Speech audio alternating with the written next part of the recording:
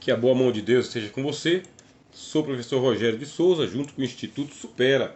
Último vídeo de introdução ao Novo Testamento ou Bibliologia do Novo Testamento. Falar de Jesus não é fácil, mas precisa ser falado. E para isso nós temos que ter um documento. Qual que é o nome do documento? Novo Testamento.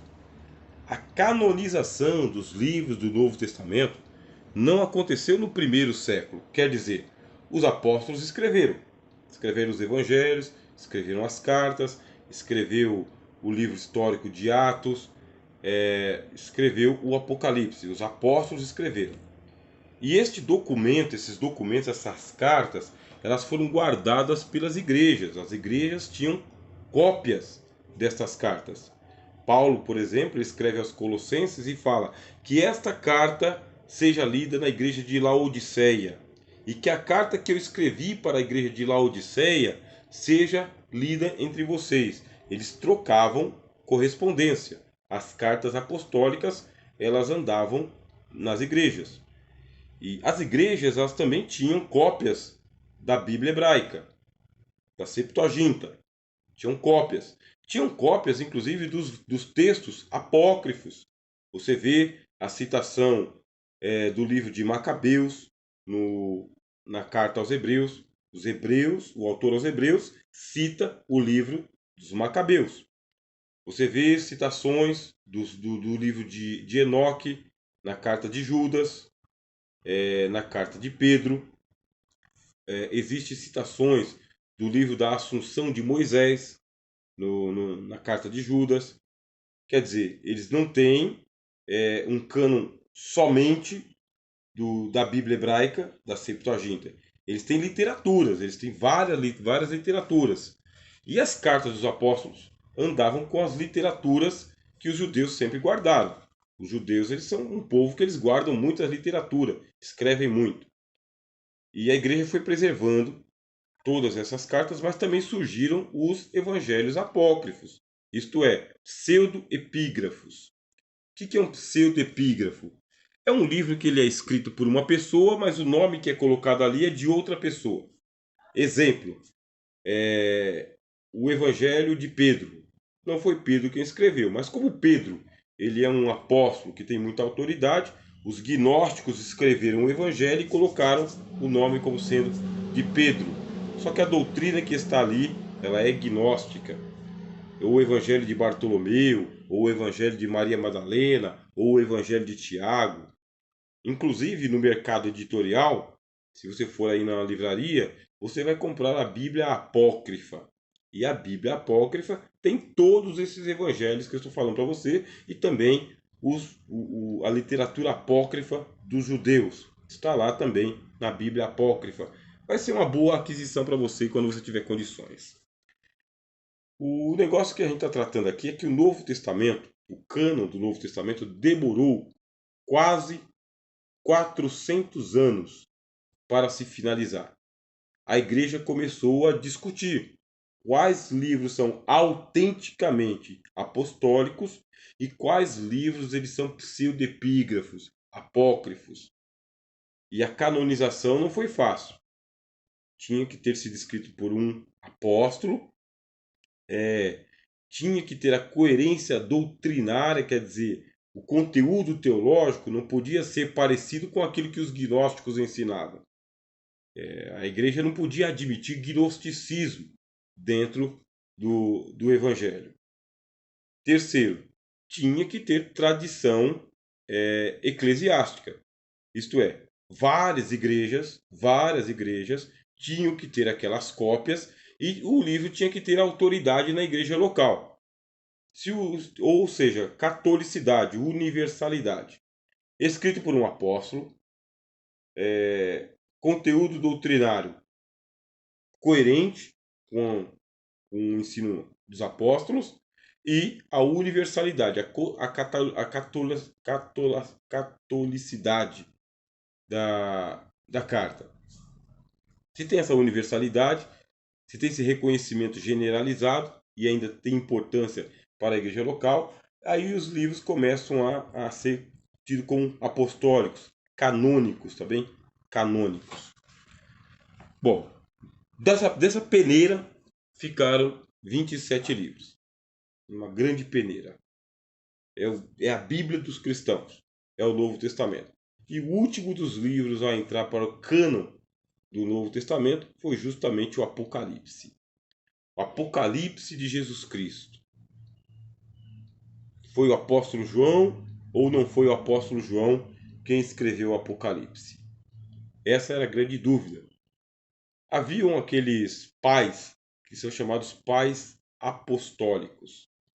Quem são os pais apostólicos? São aqueles primeiros pais da igreja que foram testemunhas dos apóstolos, que ouviram dos próprios apóstolos. Por isso são chamados pais apostólicos, que é a primeira geração de pastores que não são os apóstolos, são os discípulos dos apóstolos. Entre esses aí, você vai ter um Policarpo ou vai ter um Inácio. O que acontece? Eles diziam, quem nos deu o Apocalipse foi João o apóstolo. Aí eles vão dizer, o João, apóstolo do Senhor, foi perseguido pelos imperadores romanos.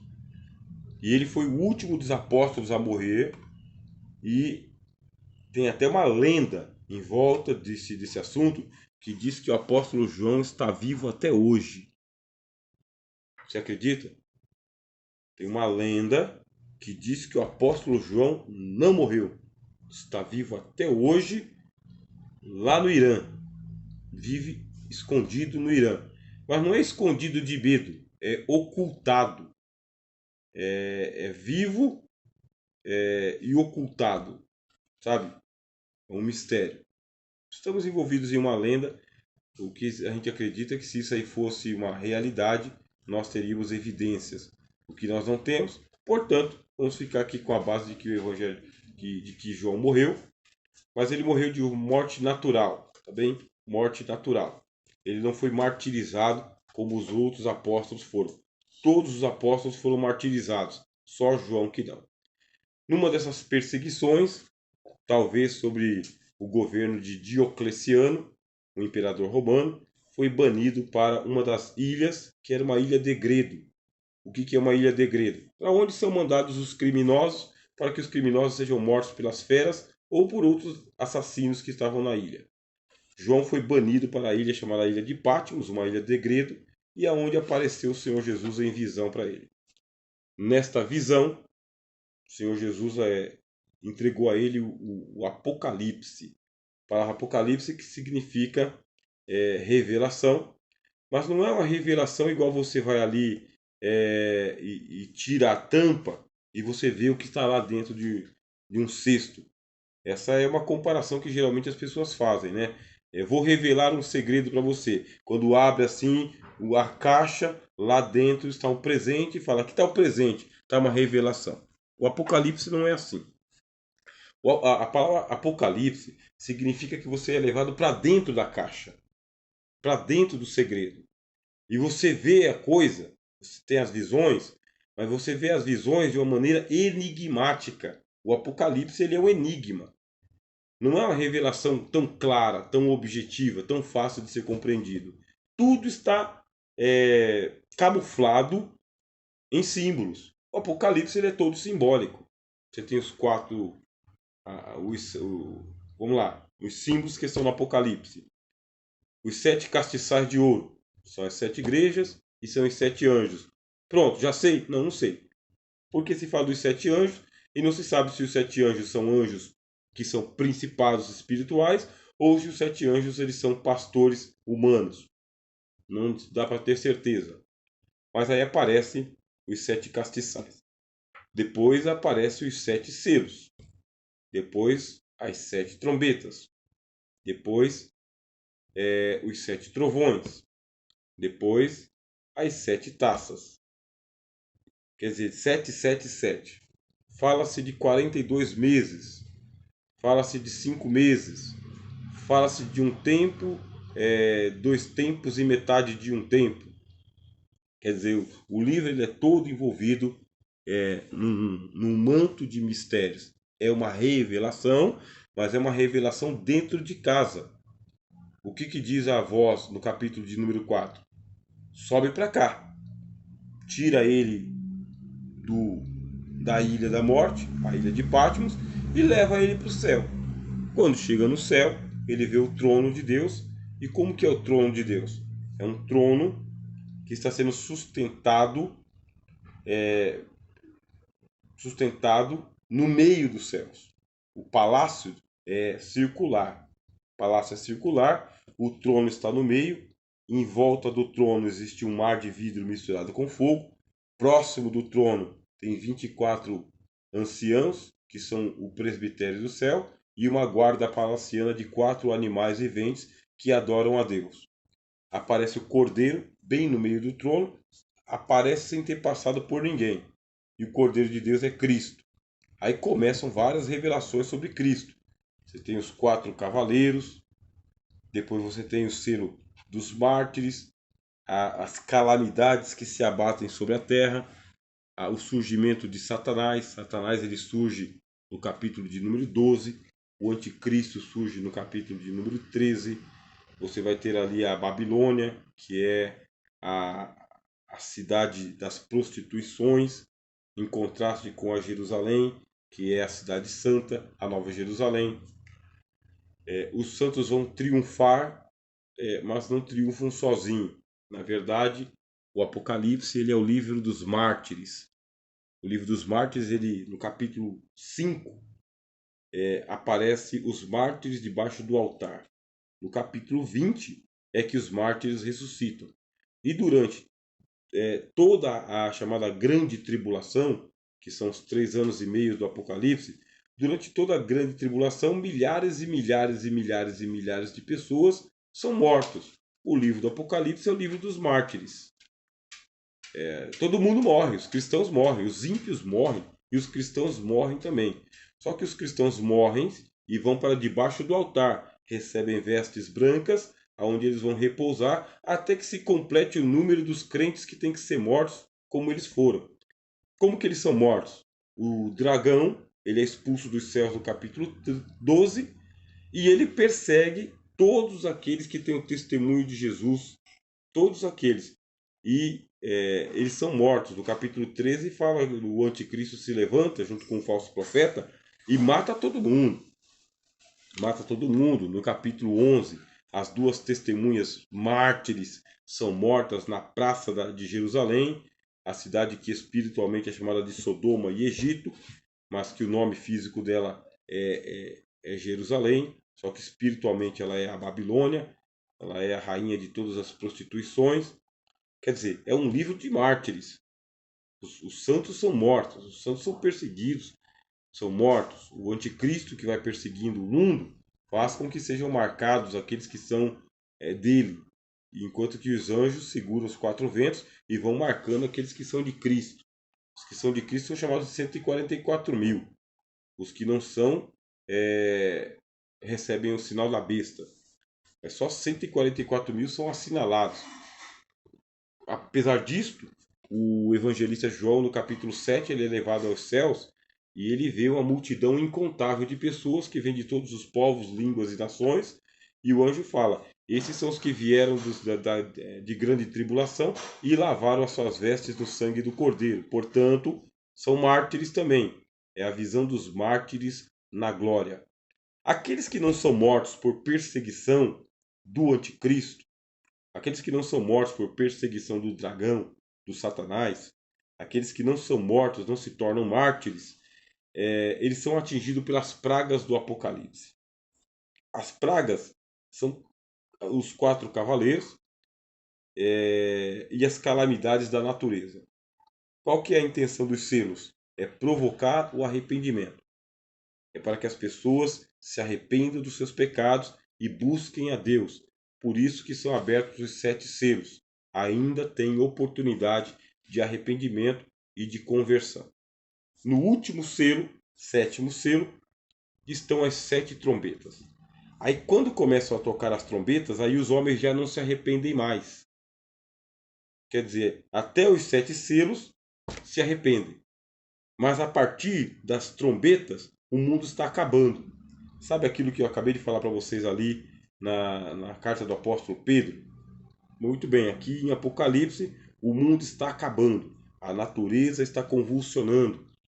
Os gafanhotos eles são libertados do abismo. Doenças horríveis estão tomando conta do mundo. Maremoto, terremoto, chuva de granizo. O mundo está se derretendo. Os anjos estão segurando os ventos, quer dizer que o calor está abrasando os homens. O mundo está acabando. E ao invés de se converterem, eles começam a blasfemar de Deus e vão blasfemando, blasfemando, blasfemando, blasfemando de Deus na primeira, segunda, terceira, quarta, quinta, todas as trombetas. Como que acontece o toque das trombetas? É uma orquestra, tá bem? Uma orquestra, o primeiro anjo toca, depois o segundo toca, aí os dois estão tocando ao mesmo tempo, o terceiro anjo toca e os três estão tocando ao mesmo tempo, quer dizer, não é que um juízo começa e o outro e termina, e o outro começa quando um termina. Não é isso. Nem terminou um, já começa o outro. Nem terminou o outro, já começa o outro. Assim são 7 juízos que são derramados sobre a humanidade, mas sem conversão nenhuma. Não se converte. Até que na última trombeta vem as 7 taças da ira de Deus. Aí nas 7 taças da ira não é para arrependimento mesmo, mas para castigo dos que são seguidores do anticristo. Por quê? As 7 taças da ira é um julgamento contra o governo do anticristo. Os 7 selos é para provocar arrependimento. As 7 trombetas é para instaurar o julgamento sobre os homens que não se arrependeram. E as 7 taças é um castigo contra o anticristo e os exércitos do anticristo. O mundo está acabando, o anticristo está sendo julgado, a besta e o falso profeta que fizeram o governo do anticristo. O Apocalipse só dá um período de 42 meses para o governo do anticristo, não fala em 7 anos, fala em 42 meses, 3 anos e meio, que é o tempo em que o anticristo ele vai trazer o governo anti-Deus ao mundo, até que ele vai formar a guerra do Armagedon. Nessa guerra do Armagedon, todas as nações estão voltadas contra a chegada de Jesus ao mundo, a volta de Jesus. Mas Jesus volta. Jesus volta, vence a batalha do Armagedon, todos os ímpios são mortos, cumprindo aquilo que o apóstolo Paulo falou na carta aos Tessalonicenses.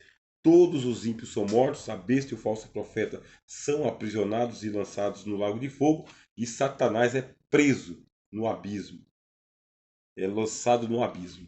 Todos os mártires que morreram durante a grande tribulação são ressuscitados. São ressuscitados, voltam à vida, aí começa o milênio. O único livro da Bíblia que fala do milênio é o Apocalipse. Você viu o que é uma revelação? Revelação que Deus guardou por todos os séculos e só revelou no Apocalipse. Não tem nenhum outro livro na Bíblia que fala de 1000 anos. Fala de um reino eterno, mas não fala de 1000 anos. O Apocalipse revela que vai acontecer um milênio, 1000 anos em que a terra será restaurada. Isso aí o apóstolo Pedro falou no livro de Atos, que os céus vão segurar o Senhor Jesus até o tempo da restauração de todas as coisas. A terra vai ser restaurada, os rios, os oceanos, os mares, as florestas, o mundo que foi devastado pelas guerras, pelas pestilências, pelo terremoto, o mundo que foi destruído durante a grande tribulação vai ser todo restaurado, e aí começa o milênio. Com quem? Com os mártires que vão ressuscitar e vão ficar governando durante o milênio, e o restante que ficar vivo, o remanescente. Esse remanescente, pelo que parece no Apocalipse, pelo que parece, são os 144 mil. É o que parece. Não dá para bater o martelo, nós estamos falando de profecia. Mas vai ter uma turma que vai sobreviver à grande tribulação. E esses sobreviventes vão reiniciar a vida na Terra pela terceira vez. A primeira vez foi com Adão. A segunda vez foi com Noé. A terceira vez é com essa turma do milênio. Durante 1000 anos, o Senhor Jesus com os santos vão reinar no Monte Sião, mas no final dos 1000 anos, o Satanás vai ser solto da sua prisão. Isso aí é uma determinação de Deus para colocar à prova os que nasceram durante o milênio. A Bíblia diz que ele volta, Satanás, ele volta a enganar todo mundo e agora já não é mais o Armagedon, é o Gog e Magog. Gog e Magog, os filhos que nasceram durante o milênio, que não conheceram o governo de Satanás, vão ser seduzidos pelo diabo e vão fazer guerra contra a Sião, sabe? O Monte Sião, que vai estar governando, e a igreja. Mas aí a Bíblia diz que chegou o ponto final. É nesta hora que o mundo ele é varrido. Acaba-se o mundo, Satanás é preso, fogo desce do céu, acaba com a geração daqueles que se corromperam com Satanás e se instaura o grande trono branco. No grande trono branco não aparecem os crentes. No grande trono branco aparecem os ímpios. Todos aqueles que desde os dias de Caim até o dia da destruição do mundo foram para o Hades. Aí diz que o Hades entrega os mortos para serem julgados. E os mortos que estavam no abismo, no mar, são entregues também. E os mortos que estavam na morte, 3 dimensões: mortos na morte, mortos no Hades e mortos no abismo. Todos esses mortos aparecem diante de Jesus, que está sentado no grande trono branco, e ele, com as suas testemunhas, julga o mundo, e aquele que não foi achado escrito no livro da vida é lançado no inferno, que o Apocalipse chama de lago de fogo. Capítulo 21 e capítulo 22 apresenta a Nova Jerusalém. Não confundir Nova Jerusalém com Jerusalém Celestial. Aparece a Nova Jerusalém, e a Nova Jerusalém ela tem duas dimensões. Duas dimensões, que é a primeira do noivado, e a segunda dimensão já é a do casamento, já está desposada. Aí a falar do casamento de Cristo com a humanidade, com a igreja, e depois de casado é a cidade santa. Bom, como o livro do Apocalipse ele é totalmente profético, ele é uma revelação dentro de casa. Não é para o mundo. O que vês escreve num livro e envia às igrejas. É para a igreja. É para que a igreja receba a revelação. E só a igreja. É para a igreja. E você faz parte da igreja e está recebendo esta orientação de como ler o Apocalipse. Muito bem, esse aqui foi o estudo panorâmico sobre o Novo Testamento. A gente pode chamar de Bibliologia do Novo Testamento ou Introdução ao Novo Testamento, os 27 livros. Este, o Apocalipse, foi o último dos livros a ser canonizado. Algumas igrejas rejeitaram e outras igrejas acataram. Até hoje, o Apocalipse ele é um livro selado. Fala-se de um sinal, que é o 666, e esse 666 é o sinal do anticristo, da besta que sobe do abismo, que vai ser incrustado na testa dos seguidores de Satanás e também na mão direita. Aí a Bíblia diz: quem tem sabedoria, que calcule este número e descubra quem é o anticristo. Satisfação? Agora nós vamos partir para a aula de Geografia Bíblica. Sou o professor Rogério de Souza, junto com o Instituto Supera, no seu curso básico em Teologia.